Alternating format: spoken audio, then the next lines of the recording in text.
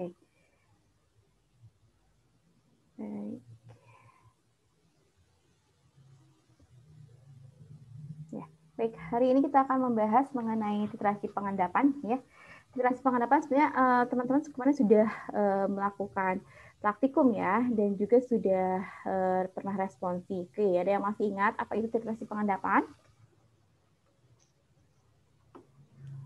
Oke, titrasi pengendapan, ada yang masih ingat? Apa itu titrasi pengendapan?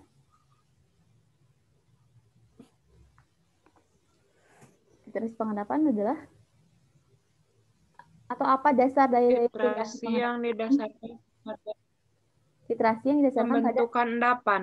Adanya terjadinya pembentukan endapan. Ya, titrasi yang berdasarkan terjadinya pembentukan endapan itu adalah titrasi pengendapan. Ya, nah karena pada titrasi pengendapan ini, ya, larutan standar yang banyak digunakan adalah perak nitrat, gitu ya, perak nitrat atau AgNO3. Maka ini kita sebut juga dengan titrasi argentometri, gitu ya. Argentometri ini banyak digunakan sebagai larutan standar, ya, seperti dalam penentuan ion halogen dan sianida. Gitu. Kenapa? Karena ion-ion ini dapat membentuk endapan atau senyawa kompleks dengan ion Ag+. Ya. Nah, karena larutan reaksinya atau larutannya standarnya perak nitrat, maka untuk titrasi pengendapan ini biasanya disebut juga dengan titrasi argentometri. Ya. Nah, titrasi argentometri ini merupakan salah satu bagian dari banyak proses pengendapan dan pembentukan kompleks ya. Jadi untuk titrasi pengendapan ini sama dengan titrasi argentometri gitu ya. Ya, kenapa dinamakan titrasi argentometri? Karena kebanyakannya untuk larutan standarnya digunakan larutan perak nitrat. Jadi dinamakan dengan titrasi argentometri. Oke, selanjutnya. Oke. Untuk menggambarkan terjadinya titrasi pengendapan, sama dengan kemarin pada saat kita membahas titrasi asam basa, ini kita bisa lihat dari kurva titrasi yang terjadi. Karena yang menjadi dasar dari titrasi pengendapan itu adalah tadi terbentuknya endapan. Kalau kemarin di titrasi asam basa, kita di sana melibatkan ada nilai Ka, maka di titrasi pengendapan ini ada nilai KSP, gitu kan ya, ada nilai KSP. Itu yang nanti akan yang nanti akan menjadi dasar dalam penentuan titik event itu adalah KSP, gitu kan ya. Nah, ini contohnya titrasi pengendapan, ya kurva titrasi pengendapan. Jadi untuk titrasi pengendapan, kurvanya ini bisa merupakan plot antara, berarti di sumbu X-nya itu adalah volume Ag nitrat, sumbu Y-nya itu bisa berupa PCl-nya, maksudnya berarti minus log dari konsentrasi anionnya, bisa juga di sumbu Y ini adalah minus log dari konsentrasi Ag.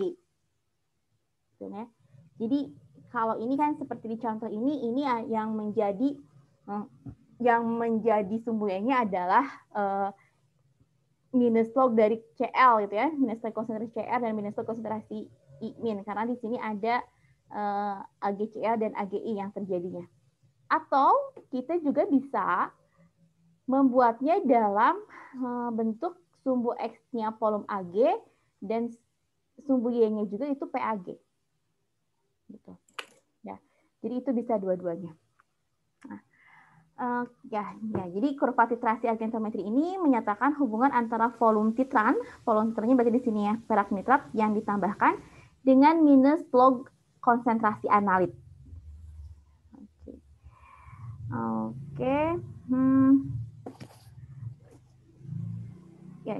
Nah, kemudian kurva titrasi argentometri ini ya dibuat serupa dengan kurva asam basa, yaitu kemudian bila dalam titrasi asam basa tadi menggunakan pH, maka di sini menggunakan istilah PAG atau PCl. Tadi kan minus log konsentrasi analitnya Ag-nya atau Cl-nya itu PAG atau PCl. Ya. Nah, jadi tadi ini bisa dibuat dalam bentuk PAG atau PCl. Ya. Bagaimana untuk membuat kurva? Sama dengan pada saat kita membuat kurva untuk titrasi asam basa. Berarti kita harus memiliki konsentrasi Cl atau konsentrasi Ag di beberapa titik. Ya, masih ingat kan ya? Kemarin ada berapa titik aja? Minimal.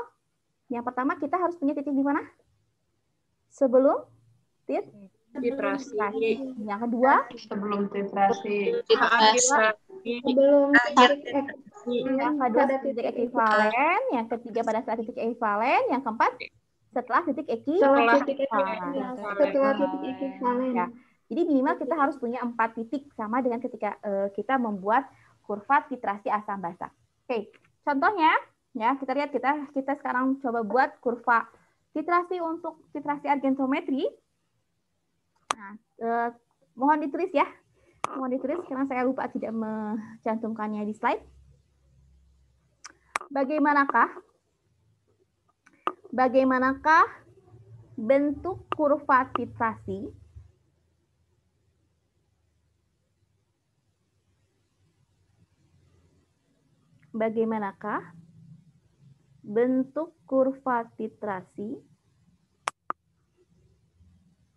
antara 50 ml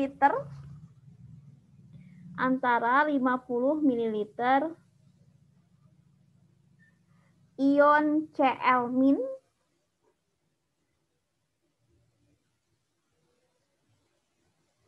0,05 molar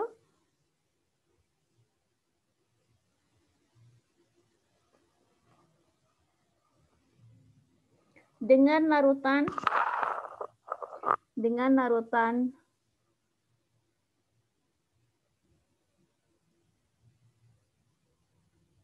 AgNO3 atau samain aja deh. Tadi Cl-nya 0,1 aja deh biar mudah. Ya. Cl-nya 0,1 molar, kemudian AgNO3-nya juga 0,1 molar. Ya. Jadi 50 ml Cl- 0,1 molar diterasi dengan AgNO3 0,1 molar juga. Oke. Oke, sudah ya? Oke, saya sebentar. Saya lupa membuat kotretan. Oke, sebentar.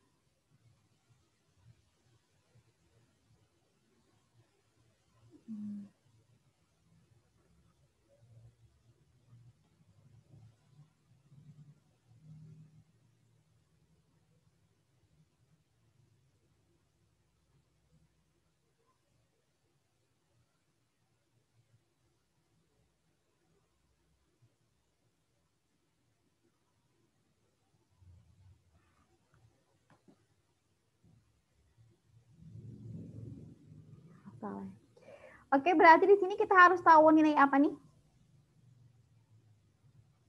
Harus tahu nilai apa tadi? Harus tahu nilai dari KSP. Betul. Harus tahu nilai KSP-nya, berarti KSP-nya kita punya Ag dengan Cl, berarti KSP-nya di sini yang harus kita tahu nilai KSP dari Ag Cl. KSP Ag Cl-nya coba kita lihat mana ini nilainya. Oke, KSP Ag Cl-nya 1,8 kali 10 pangkat minus 10. Ya. Saya bagi dulu.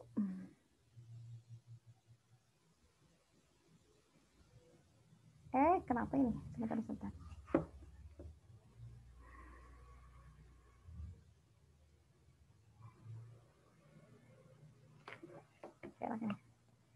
Terus miring saya kalau nulis.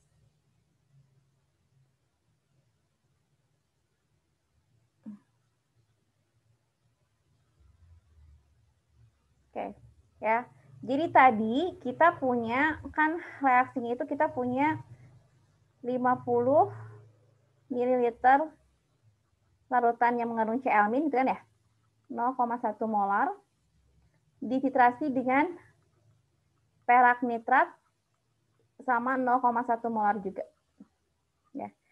Oke, sama saya seperti kemarin pada asam basa, berarti kita harus punya data PCL pada beberapa titik. Ya, titik yang pertama berarti kan ini sebelum titrasi.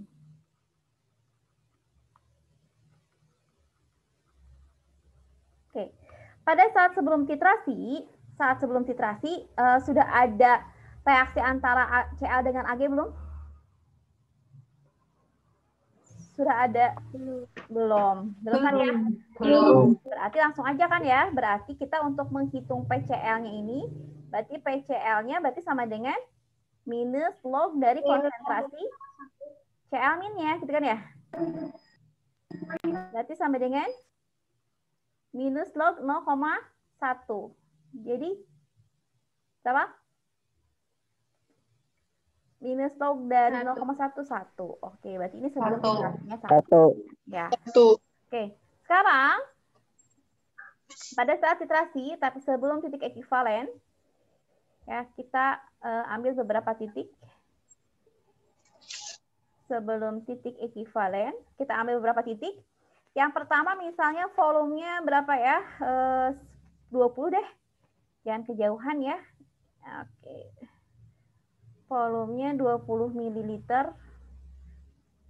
20 ml perak nitrat. Bagaimana kalau 20 ml perak nitrat? Sama kayak kemarin, berarti kita harus menghitung dulu mula-mula, kemudian bereaksinya berapa, gitu kan ya?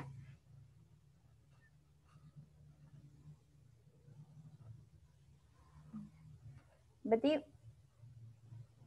oke, kita harus tahu mula-mulanya. Ini berarti kan perak Cl- nanti ditambah dengan Ag+ menjadi AgNO3. Mula-mula bereaksi, ini keadaan setimbang. Ya. Oke. Mula-mulanya berarti berapa? Berapa milimol Cl-nya? 50 ml 0,1 molar. Berarti berapa milimol? 5 milimol. 5 milimol. Oke, ini 5 milimol. 5. Ag-nya? 20 kali 0,1, 2 milimol. 2 milimol. Pada saat bereaksinya berapa? Berapa banyak? 2 milimol. 2 milimol. Ini? Maaf, hasil reaksinya AgCl. Kok jadi AgN juga ya? AgCl ya? Kok jadi AgNO3 ini? AgCl, sorry. 2 milimol. Oke, ini juga 2 milimol. Pada saat kesedaran setimbang, tersisa Cl- sebanyak 3 milimol. Ini ada 2 gitu kan ya? Ini 2 habis ya, ini habis. Yang ini baru ini 2 milimol. Ya, oke. Sekarang berarti berapa konsentrasi Cl-nya? Berapa konsentrasi Cl- sekarang? 3 milimol dibagi 3 milimol dibagi berapa? 70 mili. 3 milimol dibagi 70. Oke.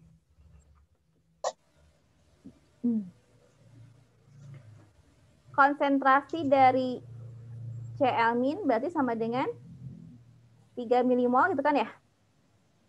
Dibagi dengan 70 ml. 0,0428. Ya, itu 70 ml sama dengan 0,0428. 0,428. Gini ya? Iya. Oke, berarti ini sudah satuannya. Sekarang satuannya adalah berarti ini molar gitu kan ya? Oke, PCl-nya berapa? 1,368. Oke, PCl-nya berarti minus log dari 0,0428 ya, karena tadi minus log dari konsentrasi Cl-. Berapa, Ren? 1,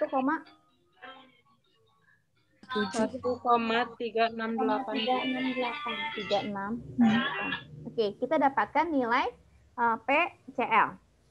Ya, oke. Nah, bagaimana kita menghitung PAG? Ini baru CL ya. Kan tadi kita bisa menuliskannya dia dalam bentuk PCL atau PAG. Bu, kalau saya bentuknya ini aja nggak apa-apa sih. Itu juga nggak apa-apa. Kalau mau menuliskan dalam bentuk PCL, berarti kita nggak usah mencari PAG. Tapi kalau kita ingin mencari PAG, berarti PAG ini dicarinya dari mana? Dari KSP. Ya, dari KSP. Tadi kan KSP-nya ini adalah 1,8 kali 10 pangkat minus 10. Ya, KSP AGCL ini berarti apa kali apa?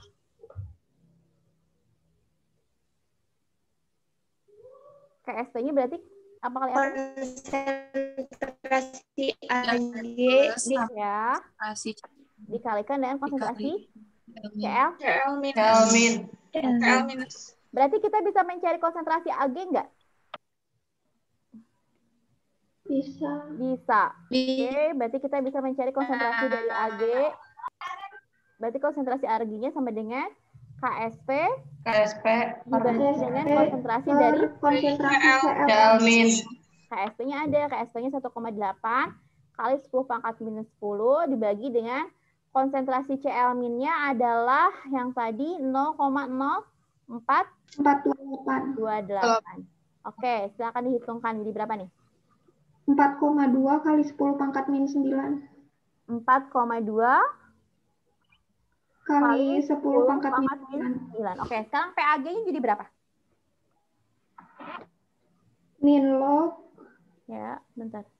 PAG-nya berarti jadi minus log dari ini kan ya?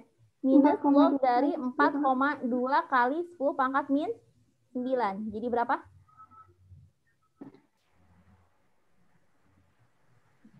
8,376. 8,376. Oke. Ini pada volume 20 ml. Oke, sekarang silakan teman-teman hitung dulu.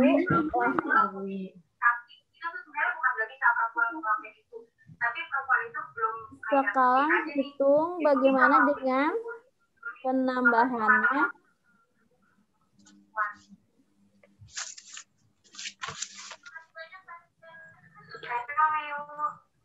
Berapa aja nih? 40 ml aja ya. 40 ml. 45 ml. 49 dan 49,9. Nanti hitung berapa PCL dan PAG. Ya, silakan dihitung.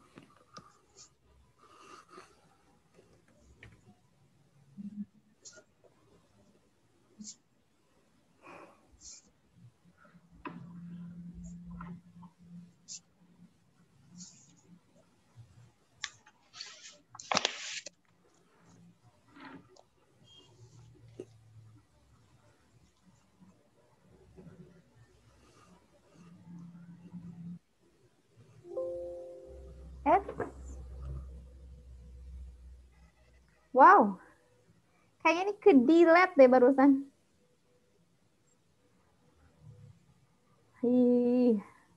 So, kalian hitung dulu. Saya menyelesaikan yang tadi dulu ya. Bentar ya.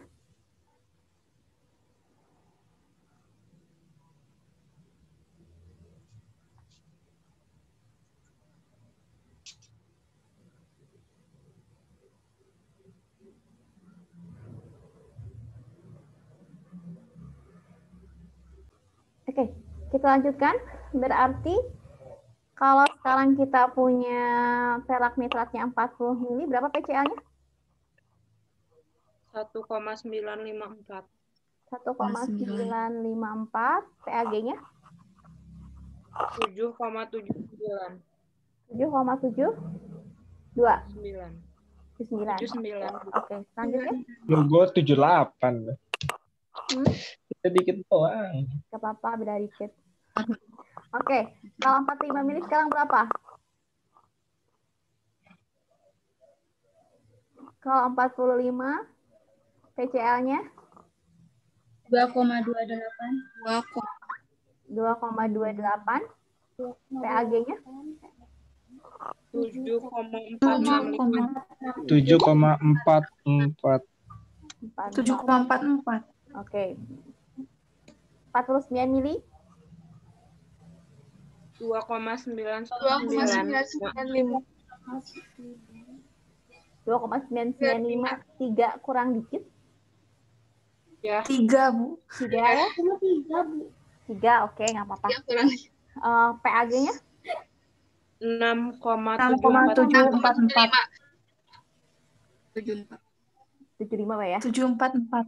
744. Oh iya. Oke. Kalau 49,9? 4,99. 4,99. Aku 4 doang. 4? 4 koma berapa? 99. 9. Gini? Aku Iya. mah 4 ungu. 0,99 aku mah, Bu. Yang lain? 4 doang, Bu. 4 doang, Bu. 4 doang, Bu. Yang satu 4, yang satu 5 ini isinya. Kalau PAG-nya? 4,7. 4,74. Coba cek yang lain berapa ini? PCL-nya yang 49,9.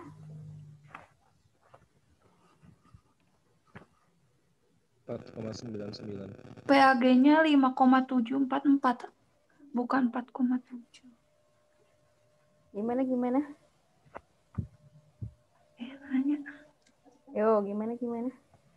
Sekarang kayak gitu soalnya.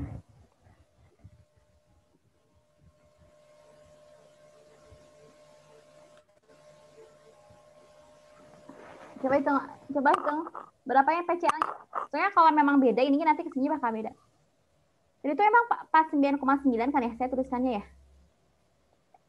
Kalau 49,9, berapa? Udah, bener, 4,99.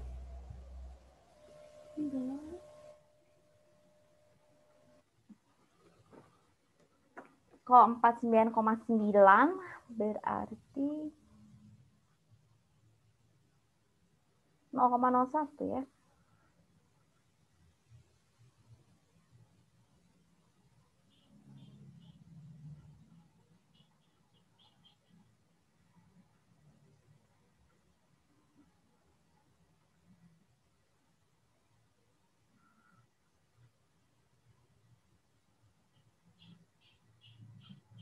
Empat ya, 4 pas ya.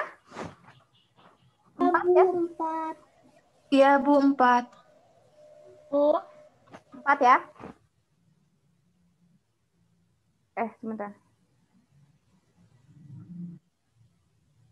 4.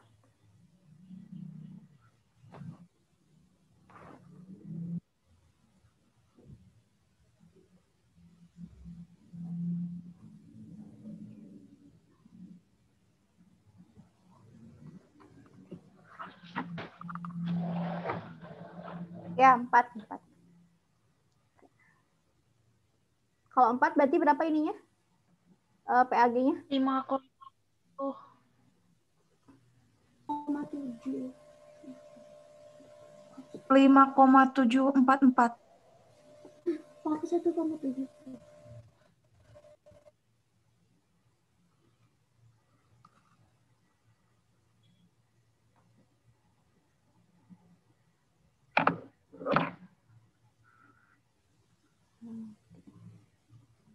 Lima 5,7.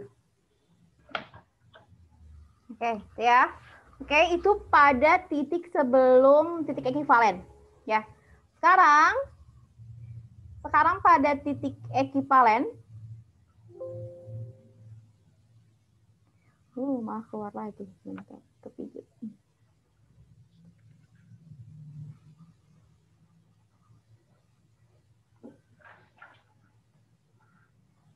Pada titik ekivalen. Oke. Pada titik ekivalen apa yang sama? semua ion Cl- berarti kan habis bereaksi dengan ion Ag gitu kan ya. Pada saat titik ekuivalen kan Cl-nya semua bereaksi dengan Ag. Berarti kan tidak ada kelebihan gitu kan, tidak ada kelebihan. Nah, bagaimana menghitung konsentrasi Ag dan Cl? Konsentrasi Ag dan Cl pada titik ekuivalen ini dihitung berdasarkan KSP. Ya, berdasarkan KSP. Ya. Jadi kan konsentrasi Ag-nya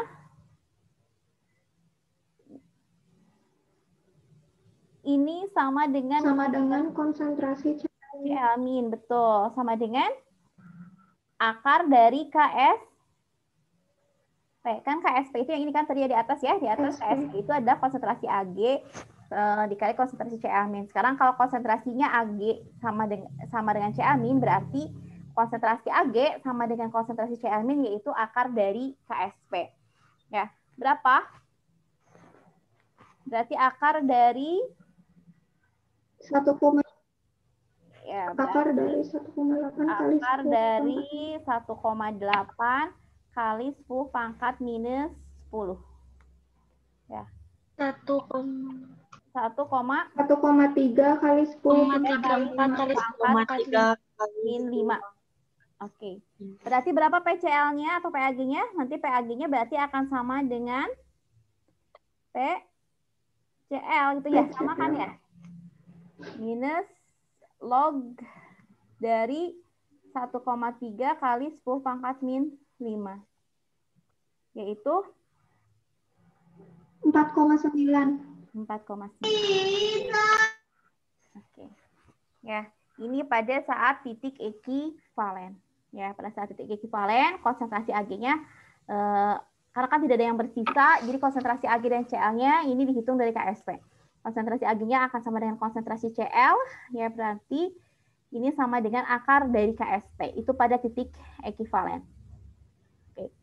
Sekarang setelah titik ekuivalen,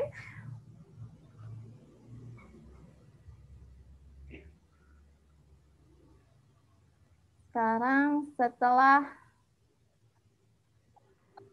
titik ekuivalen, ya.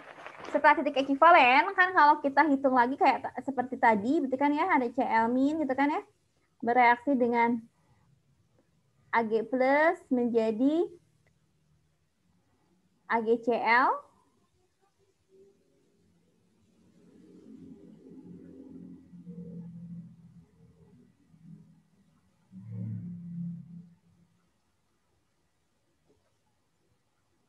Ya. Cl-nya, ini kan Cl-nya tadi mau berapa nih? Misalnya ini pada volume berapa? 50 berapa ya? 50,5 deh. 50,5. Berarti kan kalau Cl- ini tetap 5 milimol gitu kan ya Cl-nya. Ag+-nya menjadi 5,05 gitu kan ya. Pada saat bereaksi ini 5 milimol, ini 5 milimol, AgCl-nya 5 milimol. Setimbang, sekarang pada keadaan setimbang yang bersisa adalah siapa yang bersisa? Ag+. Ag+ yang bersisa. Ya. Kalau Ag+ bersisa, berarti kita nanti bisa tahu di sini konsentrasi dari Ag+-nya ya. Konsentrasi Ag+-nya berarti nanti kita bisa hitung konsentrasi Ag+-nya berarti sama dengan 0,05 milimol dibagi dengan sekarang volumenya menjadi 100,5. Jadi berapa nih?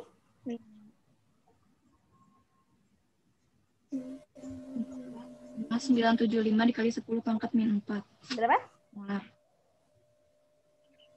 Berapa ya?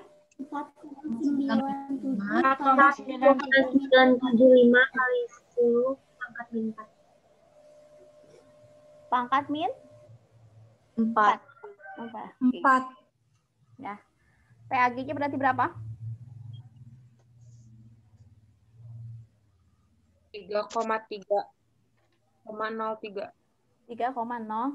Oke. 3,3 303, Bu. 3,03. 03. Ya. Iya, 3,3 lah ya. Nah, sekarang kita hitung, berarti sekarang kita harus menghitung konsentrasi Cl. Konsentrasi Cl dari mana? Nah, kita konsentrasi Cl, kayak tadi, kita hitung konsentrasi Cl dari KSP, ya. Berarti kan konsentrasi Cl min ini sama dengan KSP dibagi dengan konsentrasi dari Ag plus. KSP-nya 1,8 kali 10 pangkat minus 10 dibagi dengan konsentrasi Ag plusnya adalah 4,925 kali 10 pangkat min 4. Ada yang sudah menghitungkan? Berapa nih?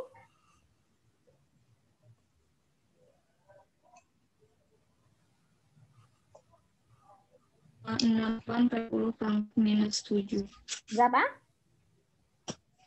3,618 min 7. Kali 10 pangkat min 7. Min 7. Iya. Ya, Bu. Berarti kita sekarang bisa menghitung juga PCl-nya. PCl-nya, berarti PCl-nya adalah berapa PCl-nya sekarang jadi? 36,18. 6,44. 6,44. Oke. Ya. Dengan cara yang sama, nanti teman-teman bisa menghitung juga. Sebentar ya, ini harusnya dikotakin ya biar nggak bising.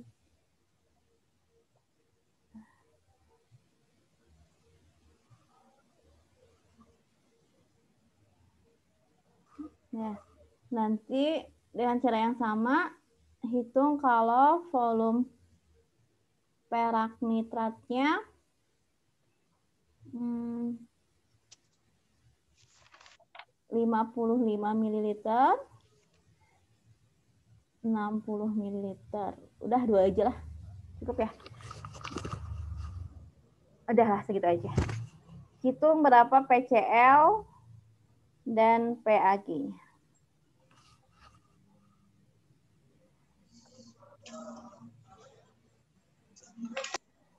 PCl-nya 7,42. Ini 7,42. PAG-nya? 2,32. 2,3. 2,32. Oke, kok 60 mili?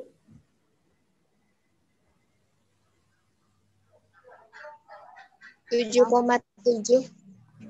7,7 dan PAG-nya? 22.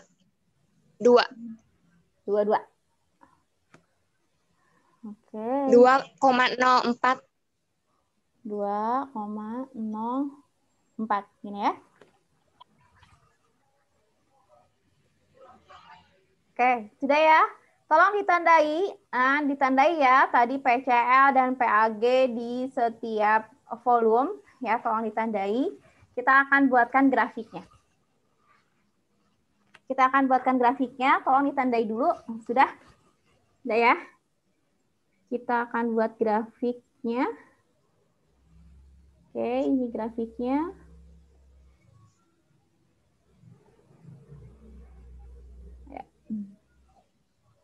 Ini grafiknya, tadi kita punya sampai volume 60 ya. Ini 10 ml, 20, 30, 40, 50, 60. Pas-pasan di sini. 10, 20,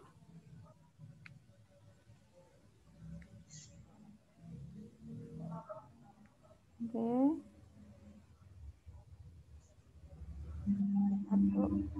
2.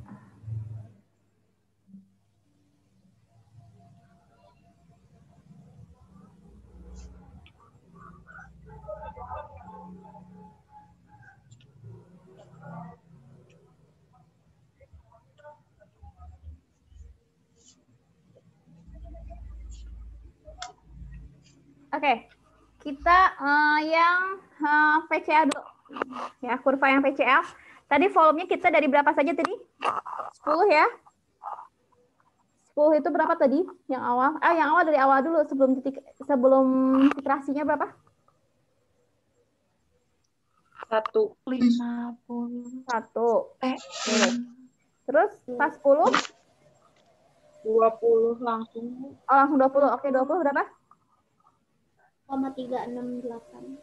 1, 368. 368. oh 3,68.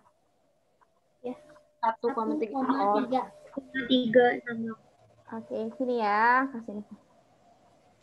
Sini. Terus setelah itu volume berapa lagi tadi? 40 ya? 1, ya. Di 40 berapa? 1,954. 1,954. 2 berarti ya? Ya. Terus di mana lagi? Di 45? Di 45 berapa tadi? 2,28. 28. Oke, terus berapa lagi tadi kita? 49. 49. 49 berapa? 3. 2,995. 3 kurang dikit ya? Iya. Terus di 49,9? 4.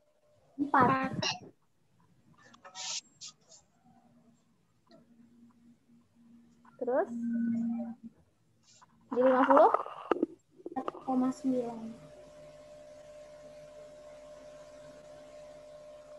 Terus berapa lagi?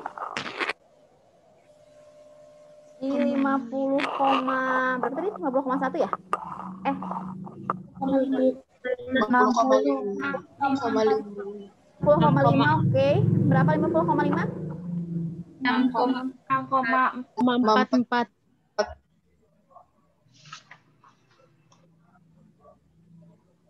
Terus selanjutnya di mana lagi? 55. 55 berapa? 7,42.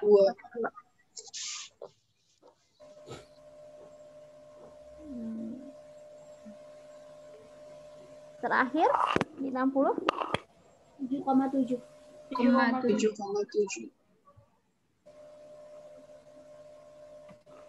Oke, kita coba lihat grafiknya.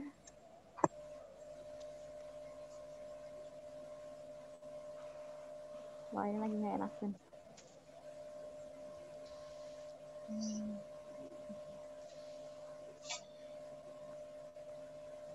Ya. Ini grafiknya kalau kita buat ECL. Oke, sekarang yang PAG. PAG-nya di 20 berapa?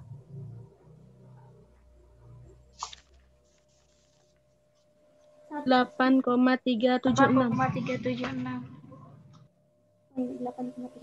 Oke, terus di 40. 7,79. 7,79. Oke, di sini aja deh. Oke, terus berapa lagi? Di 45. 7,4. Di 45 berapa? 7,44.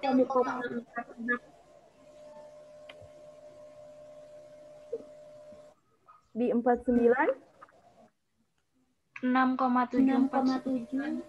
6,7. Di 49,9. 5,7. 5,7. Terus kemudian di 50.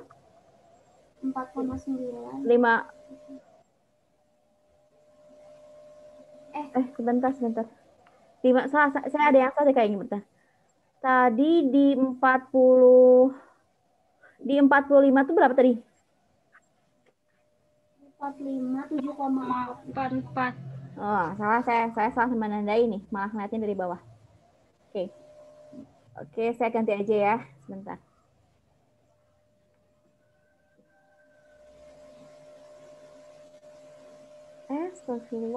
Astagfirullah. Aduh, kehapus.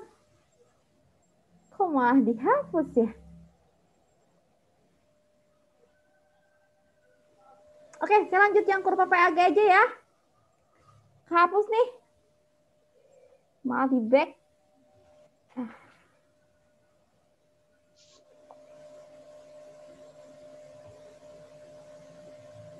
Maafkan.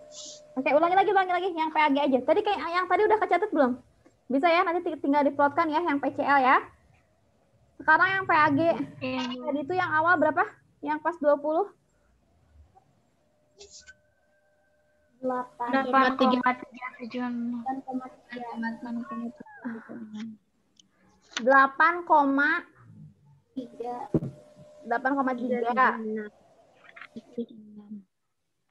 Oke. Terus 40?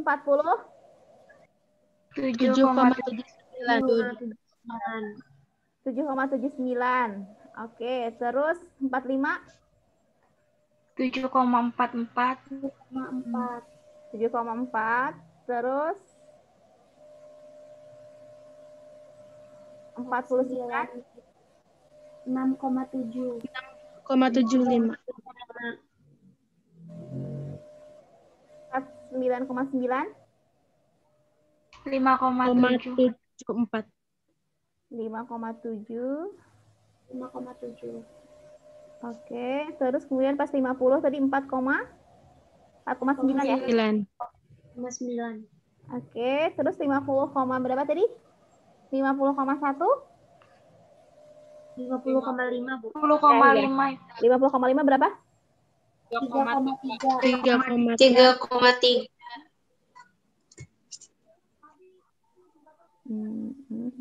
Terus berapa lagi? 55. Oke, 55 berapa? 2,32. 2,32. Oke, sini. Terus 60? 2,04. 2,04. Oke, anggap aja 2 ya. Sorry ya, yang tadi grafiknya kehapus, nggak tahu tadi saya digit apa. Jadi yang tadi saya digambar lagi aja yang tadi.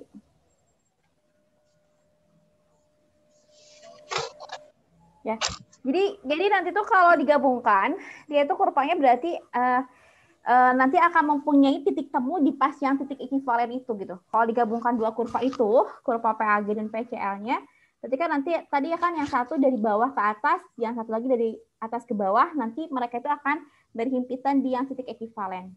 Ya, seperti itu ya. Nanti bisa digambar lagi sendiri ya kalau belum. Ya. Sampai sini paham? Sebelum kita lanjutkan?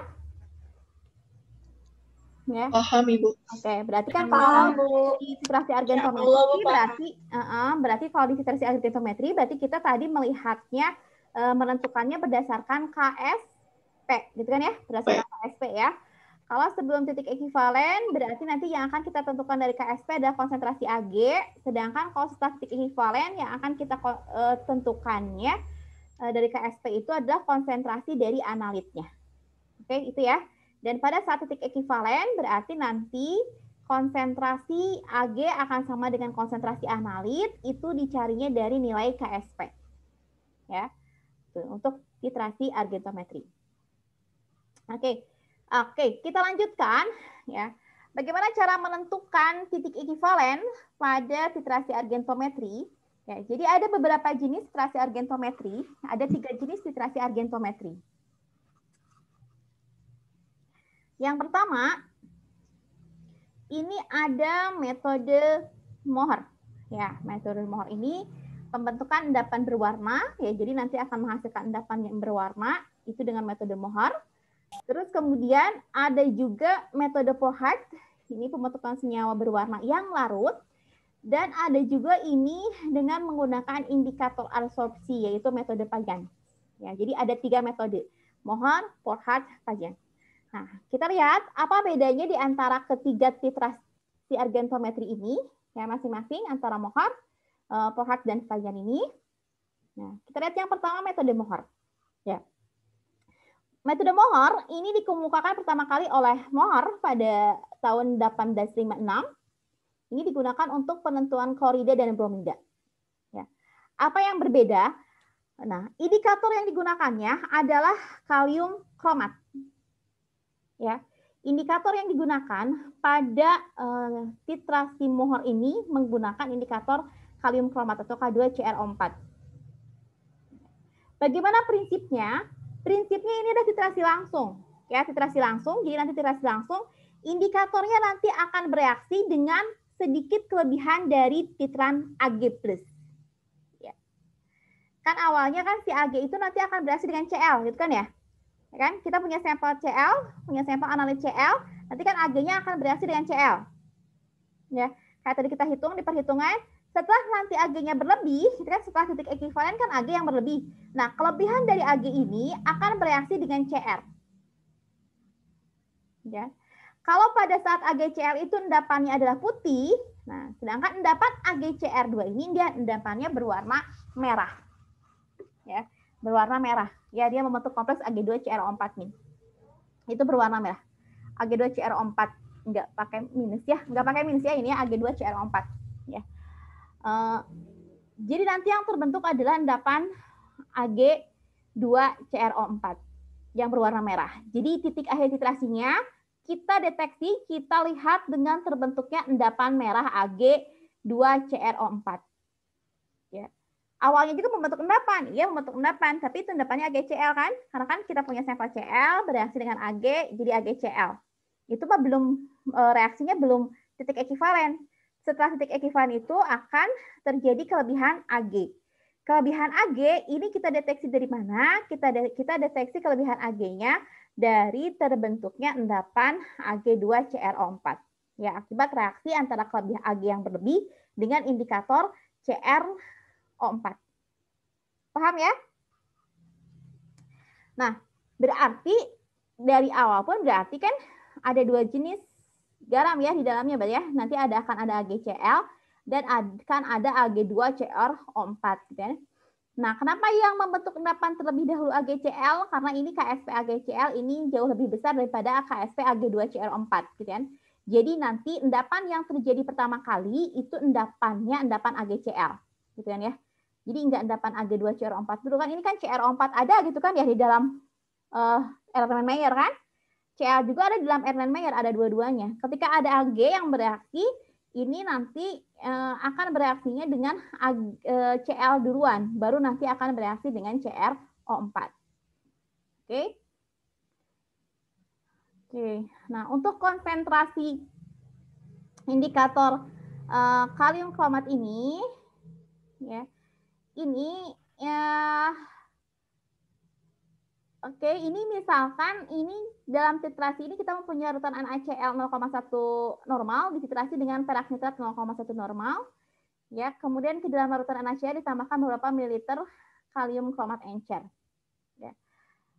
Konsentrasi ion Cl-nya dalam larutan lebih besar, maka penambahan ion Ag+ akan terbentuk endapan AgCl. Pada saat nanti endapan Ag kromatnya mulai terbentuk, berarti karena nanti kan setelah titik ekivalen terjadi, artinya setelah Cl- habis semua, baru Ag2CrO4 ini mengendap. Ya. Maka nanti di dalam endapan itu akan ada, di dalam larutan itu akan ada dua endapan AgCl dan endapan Ag2CrO4. Ya. Masing-masing, ini nilai KSP masing-masing. Kemudian kita bandingkan antara besarnya konsentrasi Cl- dengan besarnya konsentrasi CrO4 2-, maka nanti konsentrasi kalau CrO4 ini terendapkan pada titik ekivalen, berarti kan tadi kalau pada titik ekivalen itu konsentrasi Cl-nya itu adalah akar dari KSP, ya, maka nanti konsentrasi dari CrO4 ini kan dipakai tadi kan KSP CrO4 itu kan konsentrasi Ag, gitu kan ya, konsentrasi Ag pangkat 2 dibagi dengan konsentrasi CrO4. Ini kita nanti akan dapatkan konsentrasi CrO4 itu adalah sekitar 0,014 molar. Ya, 0,014 molar. Ya. Dapat nilai konsentrasi K2CrO4 yang harus digunakan itu sebesar 0,0114 molar ya. Nah, pada prakteknya agar warna merah dari endapannya dapat disaksikan oleh mata dengan jelas, maka biasanya konsentrasi perak nitratnya ini ditambahkan sedikit berlebih gitu kan. Jadi pada prakteknya ini biasanya dibuat antara konsentrasinya 0,03 sampai 0,005 molar ya. Seperti itu ya. Oke. Selanjutnya untuk titrasi mohor ini sangat tergantung dari pH ya, sangat tergantung dari pH. Dalam melakukan titrasi mohor, ini harus dilakukan pada pH-nya netral atau sedikit basa. Jadi tidak boleh di pH asam. Ya. Asam nggak boleh, gitu kan? Terlalu asam nggak boleh, terlalu basa nggak boleh. Jadi dia harus di pH-nya netral dan sedikit basa. Ya. Jadi harus dilakukan pada pH 6,5 sampai 9. Ya. Kenapa nggak boleh pada larutan asam ya, karena kalau larutannya bersifat asam maka nanti akan terjadi reaksi antara kromat ya, kromatnya tadi kan kromatnya indikator kan ya, indikator kromatnya akan bereaksi dengan H+ dari asam ya, H+ dari larutan kalau larutannya terlalu asam, membentuk apa? Membentuk HCrO4 ya, membentuk HCrO4, kemudian nanti akan terbentuk di kromat gitu kan, HCrO4 ya, awalnya HCrO4, terus nanti dia akan membentuk di kromat. Kalau terbentuk di kromat, berarti kan nanti ion kromatnya jadi berkurang kan ya. Ion kromat di dalam Erlenmeyernya jadi berkurang. Kalau dia berkurang, berarti kan nanti ketika titik ekuivalen itu, titik akhir titrasi itu nanti akan sulit untuk diamati. Gitu ya. Karena ion CrO4-nya berkurang. Oke. Nah, terus bagaimana kalau larutannya basa? Nah, larutannya juga nggak boleh basa. Kalau larutannya basa, nanti Ag-nya akan mengendap sebagai AgOH. Ya. Jadi asam nggak boleh, ya. Terlalu basa nggak boleh. Ya, jadi dia di netral atau sedikit basa. Ya, jadi biasanya boleh di pH 6,5 sampai 9 itu masih kita bisa melakukan titrasi mohor. Gitu, ya. Jadi itu ya, itu untuk titrasi mohor. Jadi titrasi mohor ini, titrasi dengan indikator mohor ini merupakan titrasi langsung, ya, titrasi langsung. Kemudian indikator yang digunakannya, apa tadi indikatornya? Apa indikatornya? H2CrO4. H2CrO4. Ya, berarti kan, ya, berarti untuk titrasi mohor ini, pertama dia titrasinya langsung, gitu kan ya. Yang kedua, indikatornya yang digunakan adalah kromat. Ya, nanti kan titrasi langsung kalian harus bisa menjelaskan gitu kan ya. Berarti kan pada saat titrasi nanti kelebihan Ag itu akan bereaksi dengan kromat gitu kan ya. Terus kemudian tadi suasananya bagaimana? Suasananya harus Netral Atau sedikit basah. Oke, good. Itu titrasi mohor. Nah, bagaimana kalau terlalu asam atau terlalu basa? Kalau terlalu asam, ini harus ditambahkan kalsium karbonat murni, ya, atau natrium karbonat. Kalau terlalu basa, harus ditambahkan dengan asam oksalat, kemudian baru ditambahkan dengan kalsium karbonat, ya. Oke, jadi harus dalam keadaan netral. Oke, yang kedua. Ya, yang kedua ini titrasinya adalah titrasi Volhard. Ya. Volhard ini dikemukakan pertama kali oleh Volhard pada tahun 1878. Ya. Bagaimana prinsipnya? Nah, untuk Volhard ini prinsipnya adalah titrasi tidak langsung. Ya. Titrasi tidak langsung, titrasi balik. Ya.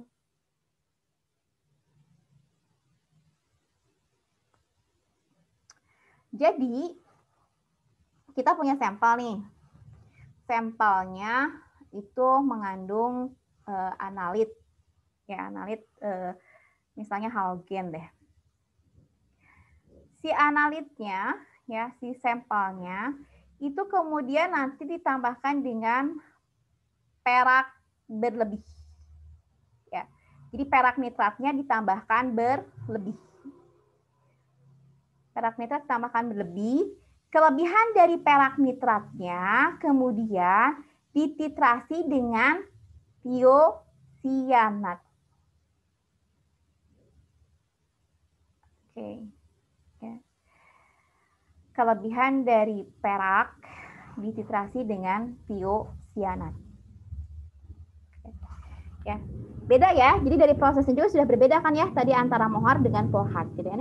Jadi tadi kalau pohar ini sampelnya ditambahkan dengan perak berlebih, kelebihan dari perak dititrasi dengan tiosianat. Nah, indikator yang digunakan berarti ini harus bisa mendeteksi kelebihan dari siapa? Indikatornya untuk melihat tiosianat. Betul. Ya, indikatornya yang digunakan itu harus mendeteksi kelebihan dari tiosianat, gitu kan? Berarti kan iya kan tadi kita punya perak berlebih ditambahkan kelarutan. Terus dititrasi dengan tiosianat. Berarti kan nanti setelah titik ekuivalen itu nanti peraknya sudah habis bereaksi dengan tiosianat. Kelebihan dari tiosianat ini harus bisa kita deteksi ya, dengan indikator. Indikator yang digunakannya adalah Fe 3+. Ya. Yang digunakannya indikatornya Fe 3+. Ya. Oke, yang digunakannya indikator Fe 3+. Ya. Jadi nanti kalau tiosianatnya berlebih, maka nanti tiosianatnya itu akan bereaksi dengan Fe membentuk FeSCN. Ya, kalau dia terbentuk FeSCN, nah ini kan. Nah, jadi setelah reaksi tersebut sempurna, semua ion Ag telah terendapkan, maka adanya sedikit kelebihan dari ion SCN akan bereaksi dengan ion Fe3+ menjadi ion kompleks peritiosianat yang berwarna merah coklat. Oke. Cara Polhard ini biasanya digunakan untuk penentuan ion klorida, bromida, dan iodida dalam larutan yang bersifat asam. Nah, kalau ini mas sekarang larutannya harus bersifat asam.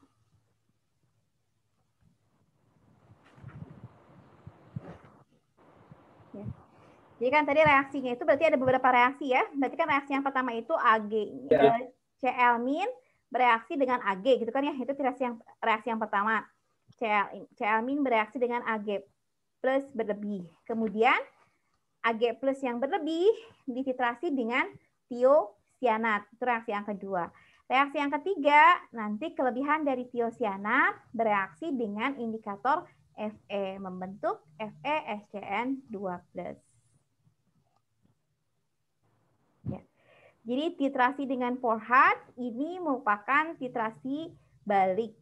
Ya, kalau tadi titrasi mohar itu titrasi langsung. Ya, dengan kalau Polhard ini titrasinya titrasi balik. Masih ingat ya kalau titrasi balik berarti nanti mol dari analitnya itu ditentukan dari pengurangan jumlah mol perak yang ditambahkan dengan mol larutan standar tiosianat.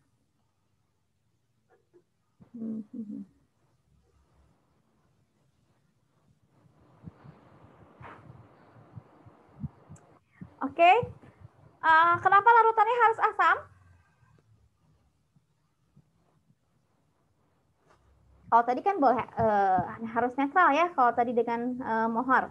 Nah, sekarang dengan Polhard harus asam. Kenapa ya? Kira-kira kenapa harus asam? Biasa nanti terbentuk AgOH.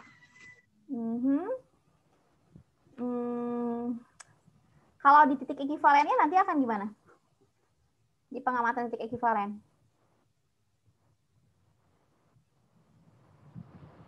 Nanti akan terbentuk FeOH. FeOH3, Ibu. Ya, betul. Nanti akan terbentuk FeOH.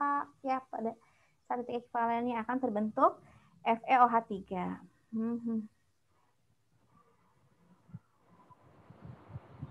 Ya. Jadi kalau kita punya sampelnya yang basah, berarti sebaiknya tidak dititrasi dengan cara Polhard. Oke, ya. Jadi udah ada dua secara prinsipnya jadi berbeda. Ya, nanti teman-teman harus bisa menjelaskan secara prinsipnya berbedanya bagaimana, kemudian indikatornya bagaimana, reaksinya bagaimana, itu harus bisa pelaksananya bagaimana. Yang terakhir adalah ini masih ini ya.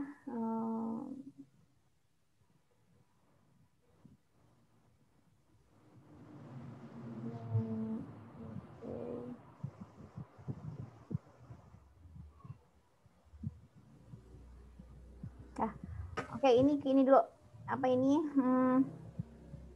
aplikasinya ya, cara penentuannya ini dengan Forhard. Jadi tadi sebenarnya udah dijelasin juga sih sebenarnya. Udah dijelasin sih ini Maya, udah dijelasin lah.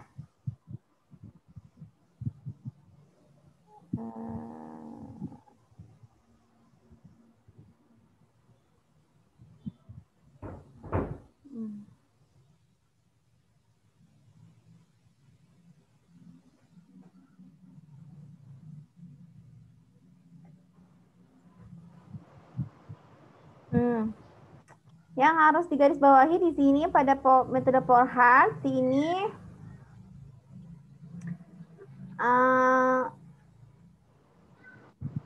larutan indikator tidak boleh ditambahkan ke dalam larutan sebelum di dalam larutan terdapat kelebihan Ag+. Ya. Jadi ini untuk I ya, untuk penentuan iodida. Jadi harus ditambahkan dulu Ag+ berlebih, baru ditambahkan indikator Fe-nya.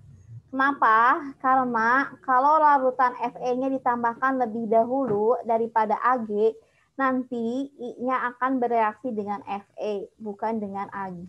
Gitu. Nah. Oke, ini yang terakhir. Yang terakhir adalah indikator adsorpsi, indikator Fazan. Ya. Ini mula-mula diperkenalkan oleh Fazan tahun 1923-1924 sehingga dikenal sebagai titrasi argentometris secara Fazan. Pada titik ekivalen, indikator akan diserap oleh endapan.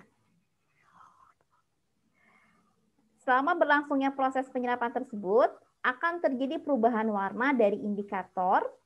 Oleh karena itu, dinamakan dengan indikator adsorpsi. Ya, indikator adsorpsi. Ya. Indikator adsorpsi ini merupakan senyawa organik yang dapat berubah warnanya jika teradsorpsi pada permukaan endapan. Oke.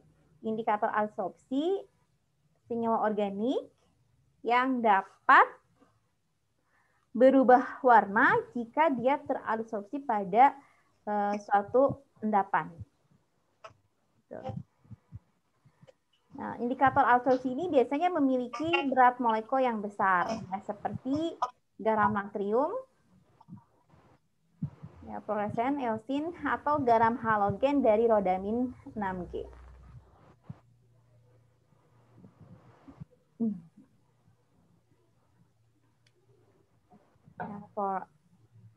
Ini contoh-contohnya dari indikator adsorpsi. Oke, nah kita sekarang baru masuk ke bagaimana prosesnya pada titrasi dengan metode Fazan ini. Apabila garam natrium klorida dititrasi dengan perak nitrat, maka sebelum titik ekivalen di dalam larutan ada endapan AgCl dan sisa NaCl yang belum tertitrasi. Endapan AgCl yang terbentuk akan menyerap ion klorida pada lapisan pertama. Sedangkan lapisan yang kedua akan menyerap ion-ion yang bermuatan berlawanan dengan muatan ion-ion yang teradsorpsi pada lapisan pertama yang terdapat dalam larutan. Dalam hal ini berarti dia akan nanti menyerap Na. Setelah titik ekivalen, adanya sedikit kelebihan perak nitrat dalam larutan. Endapan AgCl akan menyerap Ag+ pada lapisan pertama, sedangkan pada lapisan kedua akan menyerap ion NO3-. Jadi sebelum titik ekivalen ini ya.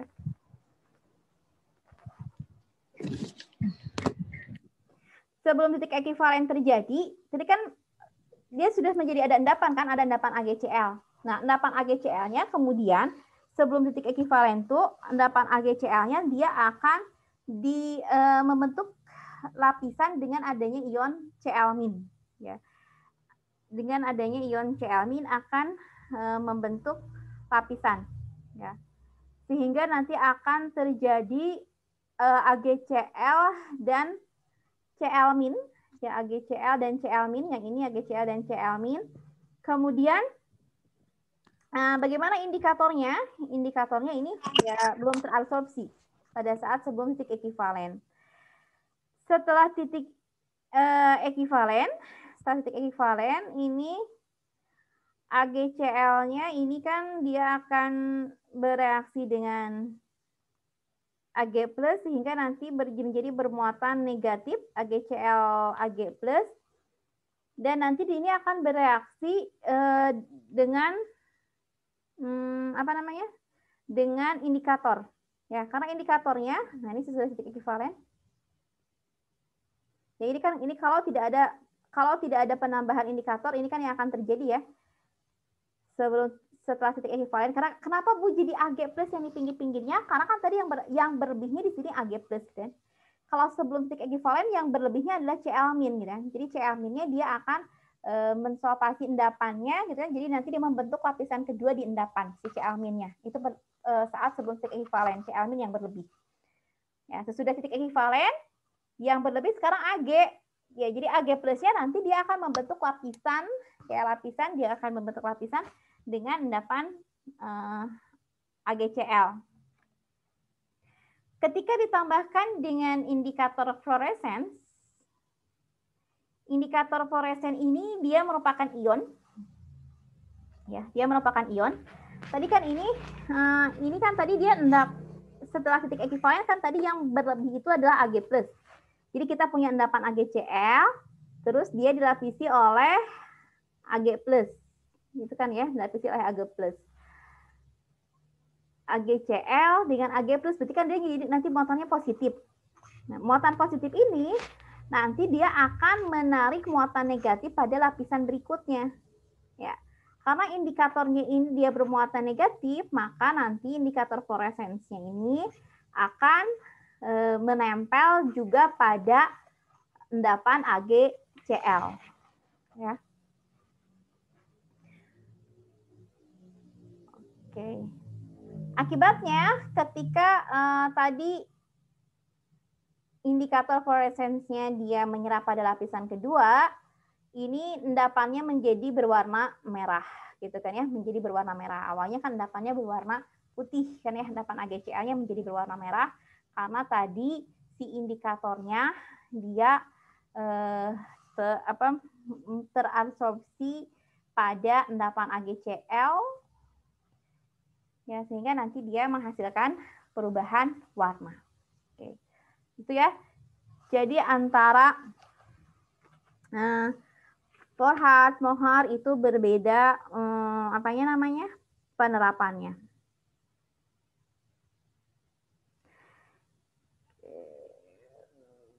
Metode ini biasanya digunakan untuk menentukan kadar sulfat dalam sampel.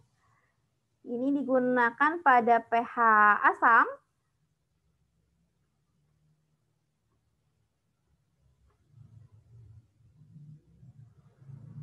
Pada pH asam. Atau basa sih, basa juga bisa sih pada asam atau basa ya. Kalau untuk Forhard.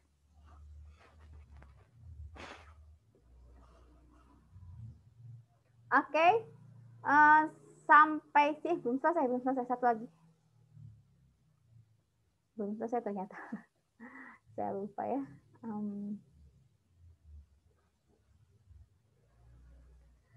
Ya, jadi tadi ini masih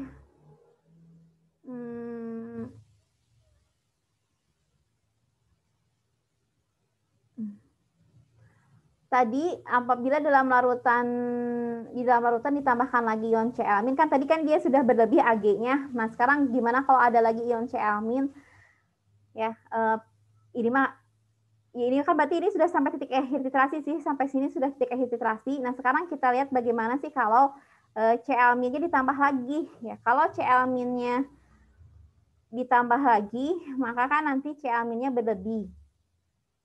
Jadi nanti ion Ag-nya akan membentuk lagi endapan AgCl. Kalau Ag-nya membentuk endapan AgCl, nah ini kan ini.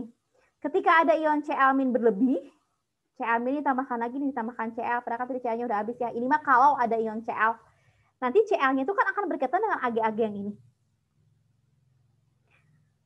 Ag-Ag yang ini berikatan dengan Cl, membentuk AgCl. Sekarang indikatornya masih bisa menempel nggak ke endapan? Masih bisa menempel nggak? Bisa nggak? Enggak ya. Karena tadi kan dia bisa menempel itu karena tadi endapannya dia bermuatan positif karena ada kelebihan Ag. Jadi kalau Ag-nya tidak berlebih lagi, Ag-nya di sini tidak ada lagi Ag yang berlebih, nanti berarti si indikatornya juga dia akan lepas lagi. Seperti itu.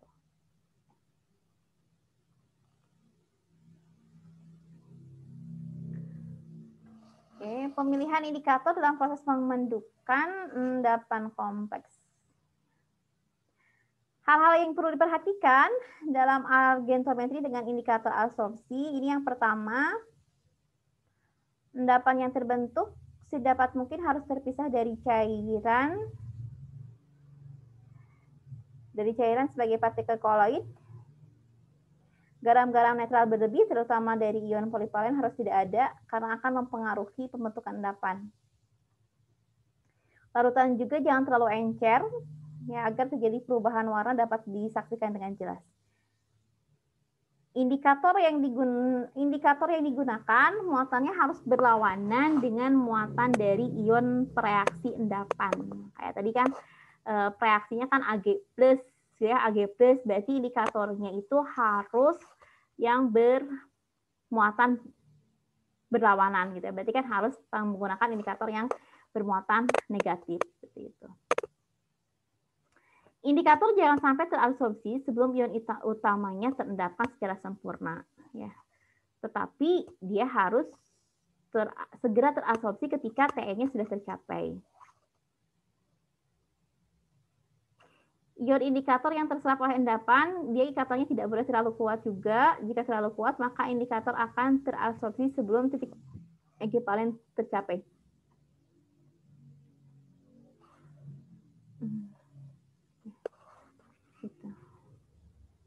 Oke, ini contoh-contoh dari indikator yang digunakan pada titrasi dengan metode Pajanis. Ya, jadi ada indikator fluoresens. Indikator fluoresens ini digunakan pada proses titrasi Cl, Br, I, SCN. Banyak ya. Terus pH-nya dia bisa netral atau basalmah. Kemudian di kolofluoresen. Kalau kolofluoresen ini pada pH 4,4 sampai 7 digunakannya asam, jadi cenderung asam. Eosin juga pada pH asam. Di tetraiodo-fluoresin, ya, ini ditambahkan natrium karbonat.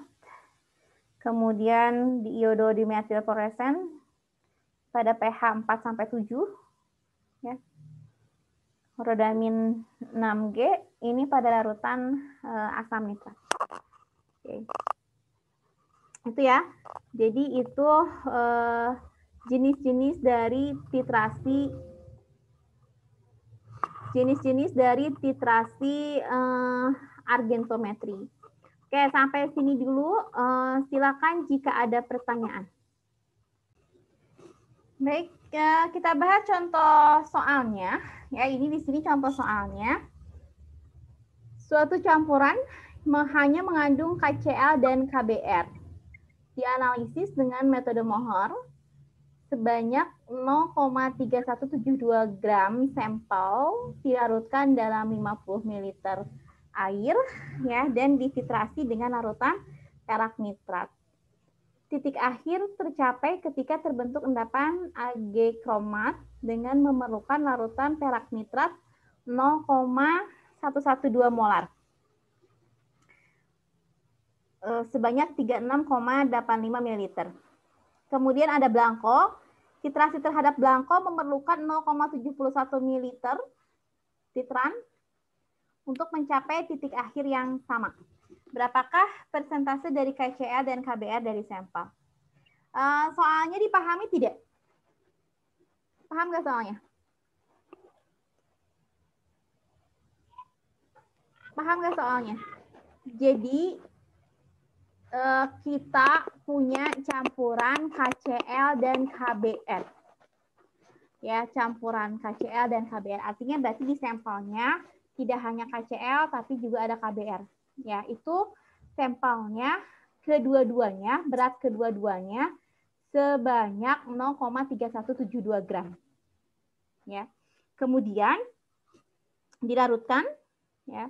Setelah dilarutkan dititrasi dengan perak nitrat ya.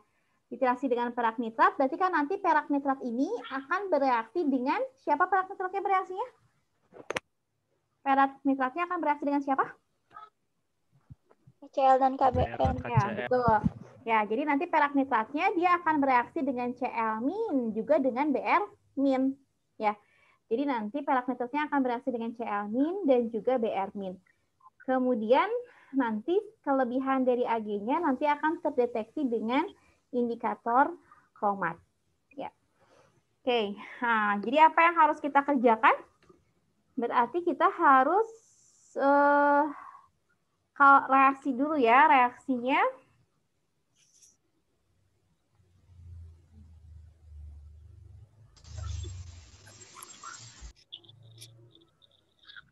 Bentar.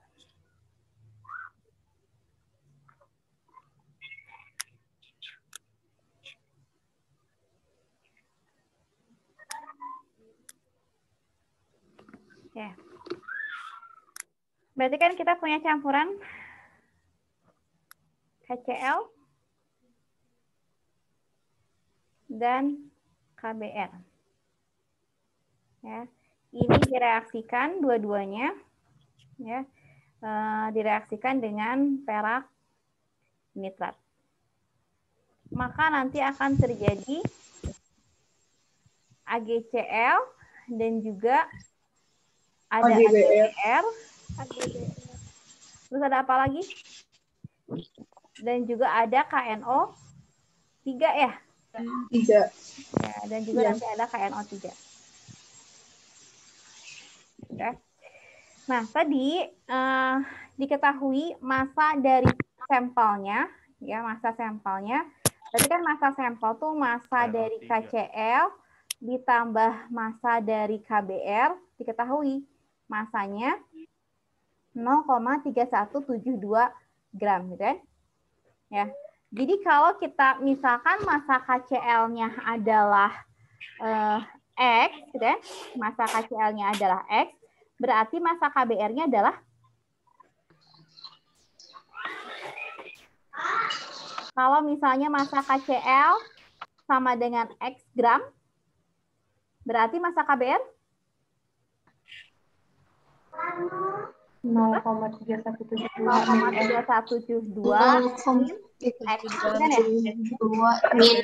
X. Ya. Kemudian data apa lagi yang kita tahu? Kita tahu data perak nitrat yang digunakan untuk titrasi ya. Nih, kita punya data perak nitrat yang digunakan untuk titrasi. Ada konsentrasinya, ada volumenya, ada volume blanko juga. Bisa mencari mol perak nitrat nggak dari sini? Mol perak nitrat bisa cari nggak? Bisa ya? Nah, terus bagaimana dengan blanko? Jadi blanko itu adalah segala pelarut mau pengkondisian apapun yang ditambahkan pada larutan kecuali analit gitu kan. Nah, itu blankonya dititrasi dulu agar kita tahu ada nggak pengaruh dari pelarut ya. Misalnya pelarutnya itu ternyata memang udah mengandung ion halida gitu kan. Jadi kan kalau pelarutnya mengandung ion halida, ketika dititrasi nanti dia akan bereaksi juga dengan perak gitu kan. Nah, makanya ada blanko. Nah, jadi nanti volume dari perak nitrat ya, bukan volume maksudnya mol dari perak nitrat yang bereaksi ini berarti bagaimana menghitung molnya?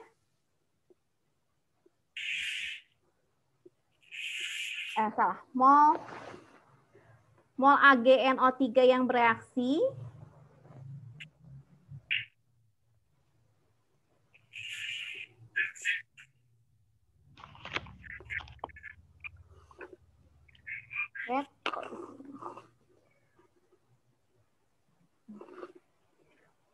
mol perak nitrat yang bereaksi ini kan berarti nanti sama dengan konsentrasi gitu kan ya, dikali volume titrasi dikurangi volume Blanko. Betul. Konsentrasinya ada konsentrasinya. Konsentrasinya berarti yang 0,112 molar. Ya. Dikali dengan volume titrasi dikurangi blanko. Volume titrasi dikurangi blankonya berarti 36,85 min 0,71. Ini mililiter. Oke. Di berapa? Ada yang sudah menghitung? 4,0477 milimol. Oke. 4,0477 milimol. Oke, jadi sebanyak nanti 4,0477 milimol ini adalah banyaknya perak nitrat yang bereaksi dengan KCl juga KBr. Ya. Sebentar ya.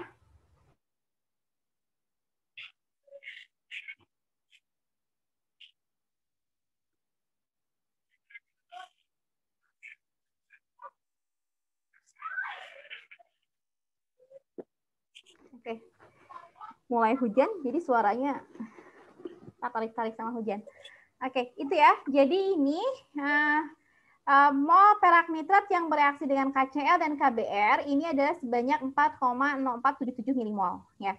Nah, kita kan terus kemudian ini juga kita bisa tahu massa dari KCl dan KBr. Ya, kita misalkan. Berarti dari sini ini kita bisa membuat persamaan. Ya, membuat persamaan seperti kemarin. Berarti kemarin itu ngerjain yang mana? Yang asam kalau tidak salah.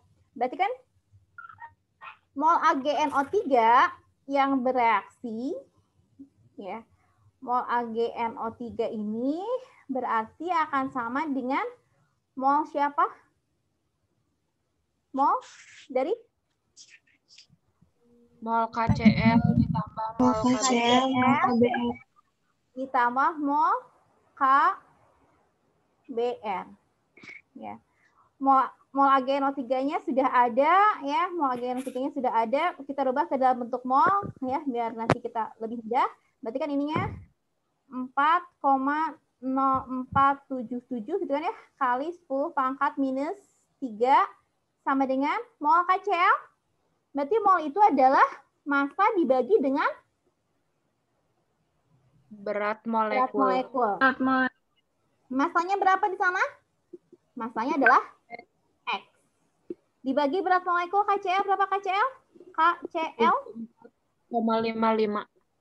74,55. Oke.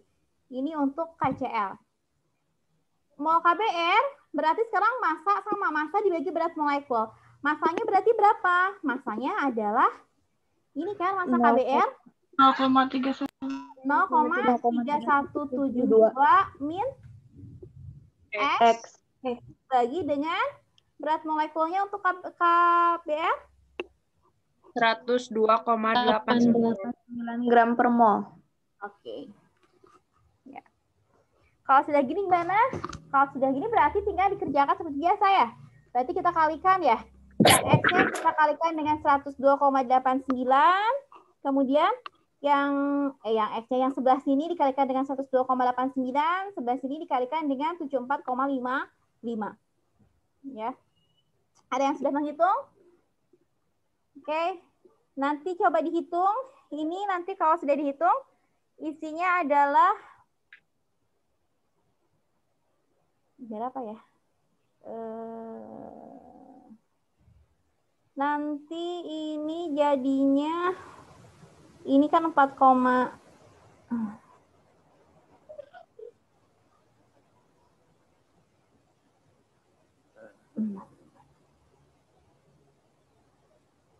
3 ini sama dengan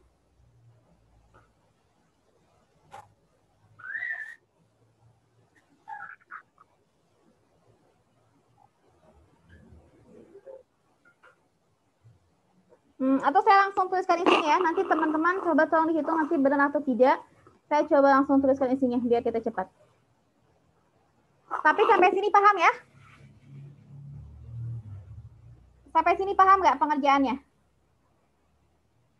Paham, Bu. Paham? Paham, Bu. Oke, sampai sini kan paham. Berarti saya akan lanjutkan saja dengan langsung isinya.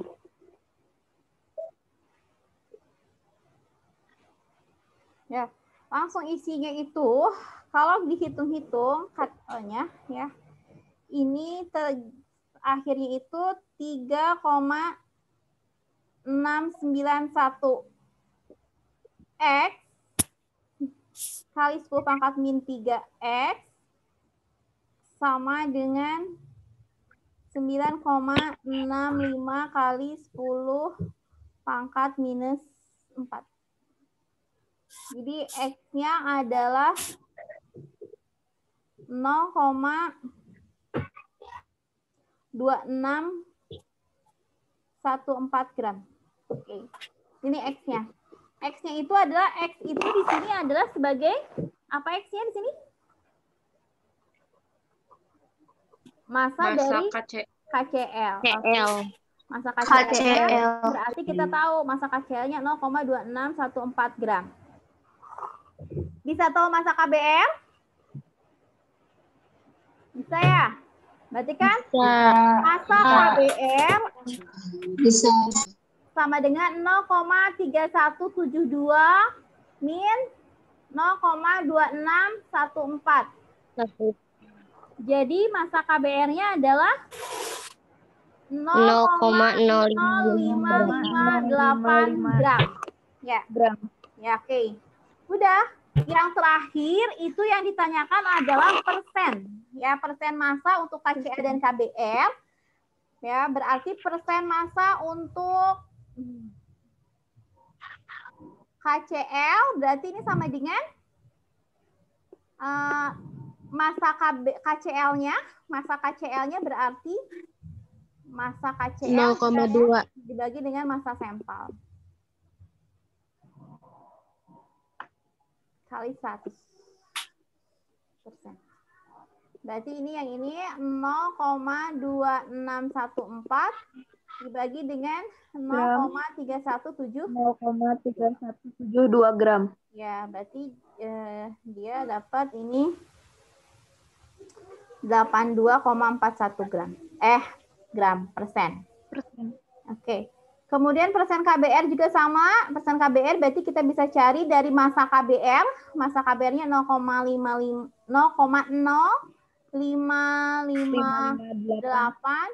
dibagi 0,3172 dikali 100 gram. Dapat 17,9%. Sudah. Ya, karena yang ditanyakan sampai persen KCl dan KBR. Oke? Oke, sampai sini ada pertanyaan dulu. Ibu, punten izin bertanya. Akan? Itu bukannya berat molekulnya KBR 116 ya, Bu. 100 berapa? 116.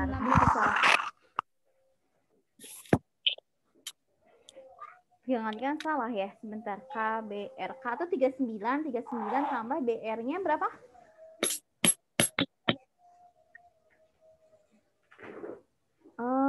Oke. 115 ya? 116, Bu. 116. 119. Oke. Ya. Ini kayaknya ada kesalahan. Saya lihat di bukunya kayak yang salah. Bukunya dia menghitungnya NABR, bukan KBR. Berarti tadi betul soalnya KBR ya. Oke. Berarti kalau ini nanti soal KBR, berarti nanti kalian harus hitung dulu ya. Ternyata di buku itu memang ini ditanyakannya NABR. Tadi saya pikir salah soalnya. Ternyata betul. Kalau NABR ini jawabannya segini. Tapi nanti coba nanti teman-teman hitung lagi kalau dianya KBR ya. Karena kan beda ini ya. Beda di berat molekulnya ya. Ya. Jadi nanti tolong hitung lagi. Berarti ini perhitungan kita karena kita menghitung berat molekul salah dari sini, ya berarti nanti sampai sini salah kalau kita KBR dan KCl soalnya. Ya. Kecuali kalau soalnya itu KCl dan NABR. Ya. Kalau soalnya KCl dan NABR itu betul. Ya, tapi kalau soalnya KCl dan KBR berarti kita salah dari sini. Ya. Nanti coba tolong dihitung lagi ya kalau punya kitanya sampelnya KCl dan KBR. Ya. Oke, ini saya lihat di buku, ternyata bukunya tadi saya nggak ngecek lagi, bukunya salah, ternyata memang tadi betul di soal itu NABR. Enggak NABR. Oke, paham? Paham, Bu. Ya, nanti coba dihitung lagi ya, kalau untuk KBR berapa. Ya, oke, ini salahnya kita salah tadi di berat molekulnya. Yang ininya ya, yang ini yang salahnya. Ini nanti ke bawahnya pasti berbeda. Oke, itu ya soal nomor 1. Selanjutnya, soal yang nomor 2. Soal yang nomor 2, ini uang perak. Uang perak beratnya 0,5 gram, mengandung 90% Ag, dilarutkan dalam HCl dan dianalisis secara flow head. Ya. Kemudian, hitunglah berat molekul larutan KSCN yang diperlukan untuk menetapkan Ag dalam mata uang tersebut, agar banyaknya volume KSCN tidak lebih dari 50 ml. Oke, ini dengan for hard, tapi ini kita tidak menentukan mol dari analit, tidak menentukan jumlah analit, tapi yang kita tentukan adalah Ag. Ya, kalau yang kita tentukan Ag, berarti ini Ag langsung aja diterasi dengan SCN. Ya, kalau tadi kan kalau analitnya berupa ion halida, tadi yang saya jelaskan di awal bahwa tadi ion halida itu ditambahkan dulu dengan Ag berlebih, gitu kan? Ag-nya yang diterasi dengan SCN. Kalau pada soal ini soalnya sudah berupa Ag+. Ya, Ag+ tinggal dititrasi dengan SCN. Ya. Nah, ini punya massa dari peraknya, massa dari uangnya 0,5 gram. Dan uangnya itu mengandung 90% Ag. Ya. Berarti dari sini kita bisa menghitung massa dari Ag ya. Kita bisa menghitung massa Ag. Berapa massa Ag? Berapa massa Ag? Oke. Berarti massa Ag-nya adalah 90% dikali Massa uang. 0,5. Dikali 0,5 dikali massa uang. Ya. Berarti massa Ag-nya di sini adalah 0,45 gram. Oke. Kemudian, nah, kita bisa menghitung mol dari Ag kah?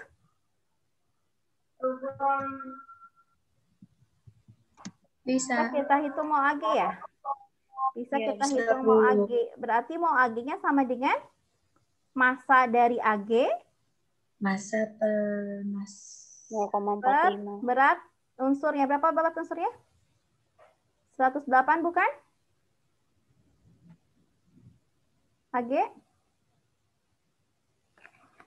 Ag 108. Oke, Ya, berapa Bu, tuh? 108. 0,45 dibagi 108.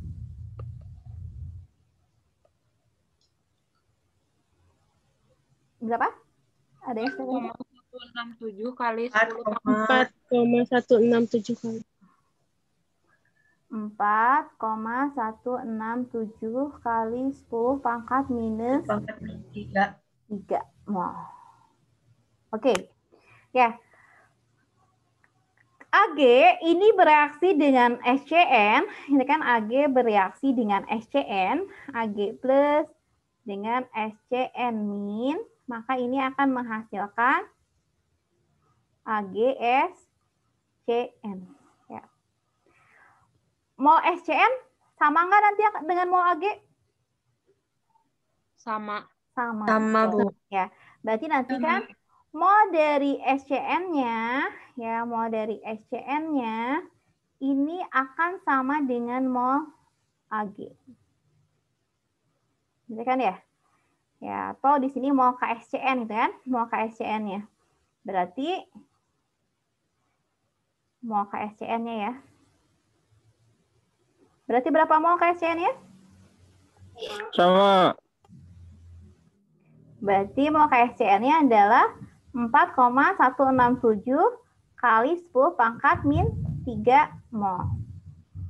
Ya. Berarti itu ya yang kita perlukan. Mol KSCN yang kita perlukan untuk bereaksi dengan Ag itu adalah 4,167 kali 10 pangkat minus 3. Ya. Nah, sekarang berarti konsentrasinya berapa? Nah, tadi dia tidak ingin volumenya lebih dari 50 mili. Ya. Artinya berarti ini konsentrasi segini, konsentrasi minimal atau konsentrasi maksimal? Kalau dia tidak ingin volumenya lebih dari 50 mili? Maksimal. Maksimal. Ayo, tidak ingin lebih dari 50 mili. Berarti ini? Maksimal. Ayo. Maksimal. Ayo, maksimal atau minimal? Maksimal, Bu. Maksimal. Volumenya maksimal pengen 50 mili. Maksimal ya, maksimal volume 50 mili. Berarti nanti ya volume berarti kan volume maksimalnya adalah 50 mili. Berarti nanti ketika kita menginginkan larutannya konsentrasinya konsentrasi minimal atau konsentrasi maksimal? Minimal. Minimal, betul, minimal ya. Karena kan tadi volume itu volume maksimalnya ingin 50 mili, berarti kan kita harus menghitung konsentrasi minimalnya, gitu kan ya. Konsentrasi minimalnya ya berarti kita tinggal mencari dari sini, ya. Mol apa rumusnya? Berarti kan nanti konsentrasi dari KSCN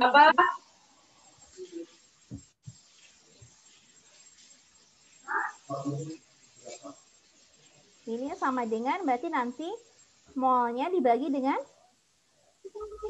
volume. Dibagi dengan volume. Berarti sama dengan 4,167 kali 10 pangkat min 3 dibagi dengan 50 mili. 50 mili itu berapa liter? Boleh deh. 50 mili. 0,05. 0,05. Oke. Dapat berapa konsentrasinya? 0,0834. Oke, ya. Berarti konsentrasi minimalnya ya harus 0,0834. Boleh nggak lebih? Boleh nggak? Boleh. Boleh kan ya? Boleh kan ya? Nanti kan semakin besar konsentrasinya, berarti nanti kan volume yang diperlukannya semakin sedikit, gitu kan ya? Semakin sedikit. Semakin sedikit volume yang dibutuhkannya. Kan tadi volumenya tidak ingin lebih dari 50 mili. Berarti konsentrasinya minimal harus 0,0834 atau konsentrasinya paling kecil harus 0,0834. Lebih besar boleh gitu kan ya. Jadi konsentrasi minimal dari larutannya ini harus 0,0834 molar. Oke? Ada pertanyaan dulu?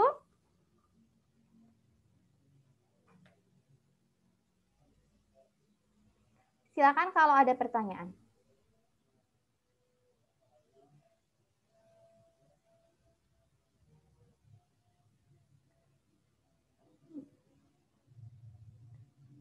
Oke.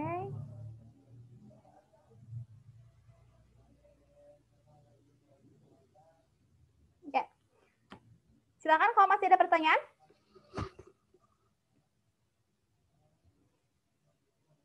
Nanti coba dihitung lagi ya, tadi ya, yang nomor pertama ya, karena itu dia buat NABR berat molekulnya ya. Oke. Kalau tidak ada pertanyaan, berarti ya saya cukupkan dulu untuk kuliah hari ini ya. Saya cukupkan untuk kuliah hari ini. Sampai ketemu lagi minggu depan ya. Semoga semuanya sehat selalu ya. Tetap sehat selalu semuanya. Terima kasih ya. Assalamualaikum warahmatullahi wabarakatuh.